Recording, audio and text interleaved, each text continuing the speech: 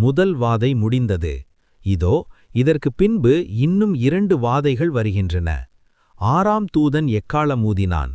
அப்பொழுது தேவனுக்கு முன்பாக இருக்கிற பொன் பலிபீடத்தின் 4 கொம்புகளிலிருந்து ஒரு சத்தம் உண்டாயிற்று. அது யூப்பிராத்தேஸ் என்னும் பெரிய நதியில் கட்டப்பட்டிருக்கிற 4 தூதர்களை அவிழ்த்து விடு என்று 6ஆம் தூதனிடம் சொன்னது.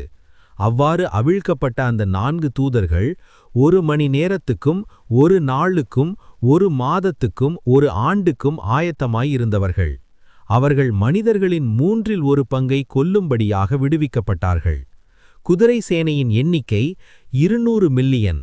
அவர்களின் எண்ணிக்கையை நான் கேட்டேன். தரிசனத்தில் நான் கண்ட குதிரைகளும் அவற்றின் மேல் இருந்தவர்களும் இப்படிப்பட்டவர்கள். தீயும் நீலமும் கந்தகமும் போன்ற மார்பு கவசங்களை உடையவர்கள். குதிரைகளின் தலைகள் சிங்கங்களின் தலைகளைப் போல இருந்தன.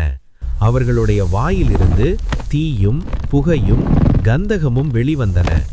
இந்த 3 வாதைகளினாலே அவர்களுடைய வாயிலிருந்து வெளிவரும் தீயினாலும் புகையினாலும் கந்தகத்தினாலும் மனிதர்களின் 1/3 பங்கு கொல்லப்பட்டது.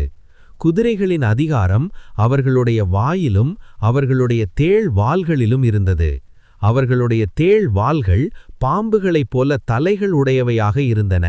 அவைகளாலே சேதம் உண்டாக்கப்பட்டது. இந்த வாதைகளினால் கொல்லப்படாத மீதமுள்ள மனிதர்கள் தங்கள் கைகளின் கிரியைகளிலிருந்து மனந்திரும்பவில்லை.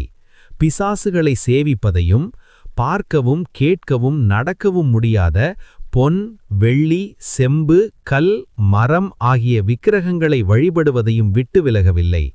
தங்கள் கொலைகளிலிருந்தும் மந்திரவாதத்திலிருந்தும் விபச்சாரத்திலிருந்தும் திருட்டுகளிலிருந்தும் மனந்திரும்பவில்லை.